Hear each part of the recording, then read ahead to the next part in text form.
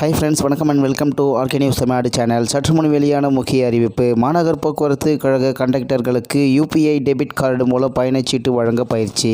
செய்தியை முழுமையாக கேட்கறதுக்கு முன்னாடி நம்ம சேனலை சப்ஸ்கிரைப் பண்ணலாம். சப்ஸ்கிரைப் பண்ணிக்கோங்க, மறக்காமல் பெல் பட்டனை கிளிக் பண்ணிக்கோங்க. அப்போ தான் நம்மளுடைய அப்டேட்டட் நியூஸ் உங்களுக்கு உடனுக்குடன் வந்து சேரும். மாநகர் போக்குவரத்து கழக மேலாண் இயக்குனர் ஆல்பி ஜான் வர்கீஸ் வெளியிட்ட அறிக்கையில், மாநகர் போக்குவரத்து கழகத்தில் கடந்த பிப்ரவரி மாதம் 28ஆம் தேதி முதல் மின்னணு பயணச்சீட்டு வழங்கும் கருவிகள் அறிமுகப்படுத்தப்பட்டு படிப்படியாக அனைத்து பேருந்துகளிலும் நடைமுறைப்பட்டு தற்போது மின்னணு பயணச்சீட்டு வழங்கும் கருவிகளின் வாயிலாக மட்டுமே பயணச்சீட்டு வழங்கப்பட்டு வருகிறது. எனினும் மின்னணு பயணச்சீட்டு வழங்கும் கருவியில் உள்ள யூபிஐ மற்றும் டெபிட் அல்லது கிரெடிட் கார்டு மூலம் பயணச்சீட்டு வழங்குவது குறைவாக உள்ளதால் இதனை அதிகரிக்கும் நோக்கில் நடத்துனர்களிடையே இது தொடர்பான செயல் விளக்க பயிற்சி வழங்க ஏதுவாக அனைத்து அலுவலர்களும் கடந்த 2 நாட்கள், அதாவது நவம்பர் 22 மற்றும் 23 தேதிகளில் காலை 10 மணி முதல் மாலை 5 மணி வரை 20 முக்கிய பேருந்து நிலையங்களில் அனைத்து நடத்துனர்களுக்கும் மின்னணு பயணச்சீட்டு வழங்கும் கருவியில் உள்ள யூபிஐ மற்றும் டெபிட் அல்லது கிரெடிட் கார்டு மூலம் பயணச்சீட்டு வழங்கும் பயிற்சி அளிக்கப்பட்டு வருகிறது. மேலும் 3 வாரங்களுக்கு ஒவ்வொரு வெள்ளி மற்றும் சனிக்கிழமைகளில் 20 முக்கிய பேருந்து நிலையங்களில் பயிற்சி அளிக்க திட்டமிடப்பட்டுள்ளது. நவம்பர் 22ஆம் தேதி மட்டும் 1150 நடத்துனர்களுக்கு பயிற்சி அளிக்கப்பட்டுள்ளது.